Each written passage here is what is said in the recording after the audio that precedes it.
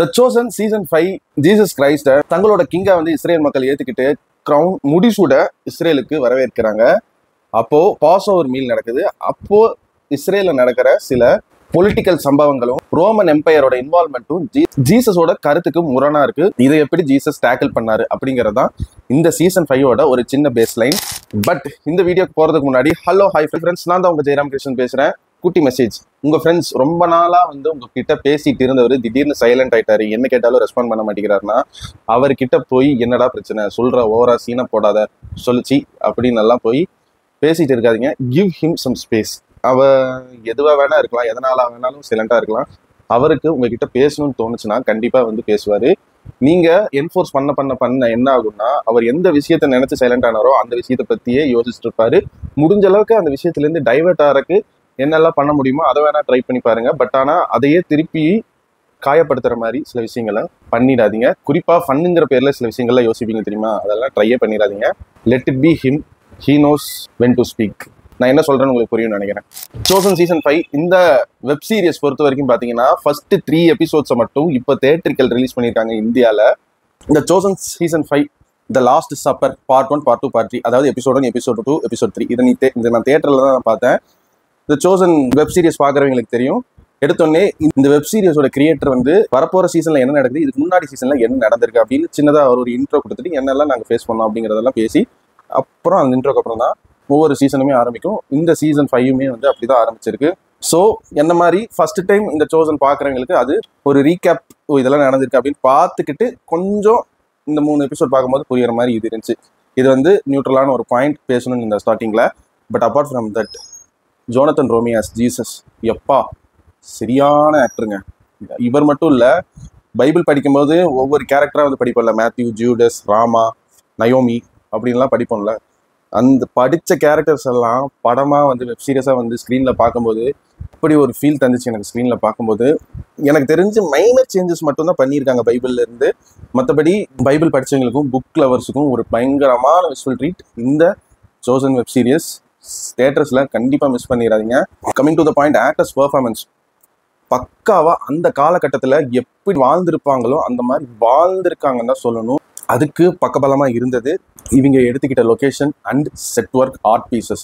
அந்த காலகட்டத்தில் எந்த மாதிரி ட்ரெஸ் யூஸ் பண்ணுவாங்க, எந்த மாதிரி பேக்ரவுண்ட் ஆர்ட் ஒர்க் இருக்கும், எப்படி கட்டடங்கள் கட்டமைப்பு பண்ணியிருப்பாங்க இப்படின்னு நுணுக்கமான சின்ன சின்ன விஷயத்துக்கு கூட டைலாக்ஸ்ல இருந்து இங்கிலீஷ்ல எல்லாம் பார்த்தீங்கன்னா எனக்கு தெரிஞ்சு தமிழ் எல்லா ஆல் ஓவர் வேர்ல்டில் என்னென்ன லாங்குவேஜ் பேசுகிறீங்களோ 90% எல்லா லாங்குவேஜ்லையுமே அவங்க வெப்சைட்லேயும் ஆப்லையும் இருக்குன்னு தான் நினைக்கிறேன். நீங்கள் தாராளமாக போய் செக் பண்ணி பார்க்கலாம். என்ன சொல்ல வந்தேன்னா, அந்த மாதிரி சின்ன சின்ன நுணுக்கமான டீட்டெயில்ஸ் கூட அவ்வளோ ஒர்க் போட்டு சூப்பராக வந்து விசுவல் பண்ணி காட்டியிருக்காங்க. Art department, technical team, cinematography, sound design, அந்த வெப் சீரிஸுக்கு போட்ட மியூசிக்கல் ஒர்க் எல்லாமே பக்காவாக சூப்பராக ஒர்க்காக இருந்துச்சு. நான் பார்த்து இந்த 3 எபிசோட் வரைக்கும் லீனியர் ஸ்க்ரீன் பிளே தான். இதை வேற மாதிரி நான் படம் பார்க்கறதுக்கு முன்னாடி எனக்கு ஒரு எக்ஸ்பெக்டேஷன் இருந்துச்சு. ஒரு மாதிரி நான் லீனியராக கொண்டு போய் கொஞ்சம் என்கேஜிங்காக கொண்டு போவாங்க ட்விஸ்டெல்லாம் வச்சு அப்படின்னு யோசிச்சா, பிளெயினாக லீனியராக நம்ம வந்து பைபிள் எப்படி படிக்கிறோமோ அதே மாதிரி தான் வந்து வெப் சீரிஸும் எடுத்து கொடுத்துருக்காங்க. இந்த 3 எபிசோடும் இன்னும் பேலன்ஸ் 5 எபிசோடு இருக்கும்னு நினைக்கிறேன். ஒவ்வொரு சீசன்லேயும் 8 எபிசோட். மற்ற 5 எபிசோட் எப்படா வரும் அப்படிங்கிற ஒரு ஃபீல் முடிக்கும் போது வந்துட்டாரு. எனக்கு தெரிஞ்சு நெகட்டிவ்ஸ்ன்னு பார்த்தா கொஞ்சம் ஸ்க்ரீன் பிளேன்னு சொல்கிறத விட அந்த டியூரேஷனை இன்னும் கொஞ்சம் கம்மி பண்ணியிருக்கலாம் அப்படிங்கிற ஒரே ஒரு நெகட்டிவ் மட்டும்தான் எனக்கு இருந்துச்சு. மற்றபடி இந்த வெப் சீரியஸாக 100% ஒர்க் போட்டு பார்க்கறதுக்கு ரொம்ப ரசிக்கும்படியாகவும் எடுத்து கொடுத்துருக்காங்க. பார்க்குறவங்களுக்கு சில கருத்து வேறுபாடுகள் இருக்கலாம், பட் பிடிக்கலன்னு எனக்கு தெரிஞ்சு பார்த்தவங்க யாரும் சொல்ல முடியாது. கருத்து வேறுபாடு வேணா இருக்கலாம்னு நான் நினைக்கிறேங்க.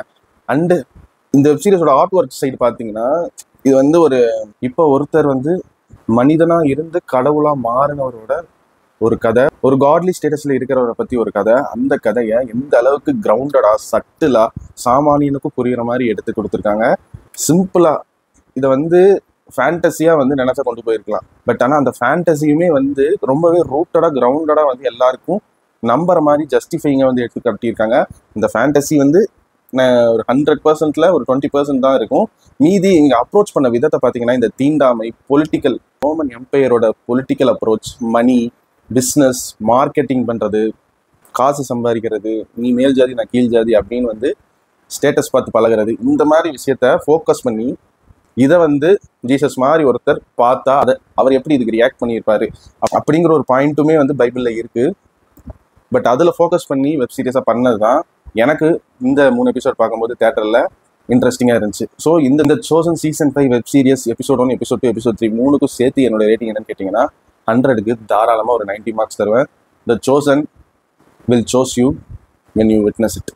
And apart from review, இந்த chosen web series first 4 season செம்ம ரீச். IMDb ரேட்டிங் எல்லாம் பார்த்தீங்கன்னா 9.2ல இருக்கும். ஸோ அதனால சீசன் 5ஓட ப்ரீமியர் மாதிரி ஃபர்ஸ்ட் 3 எபிசோட்ஸை மட்டும் இப்போதைக்கு தேட்டரில் ரிலீஸ் பண்ணியிருக்காங்க. மார்ச் 28லேருந்து ஓடிட்டு இருக்குன்னு நினைக்கிறேன்.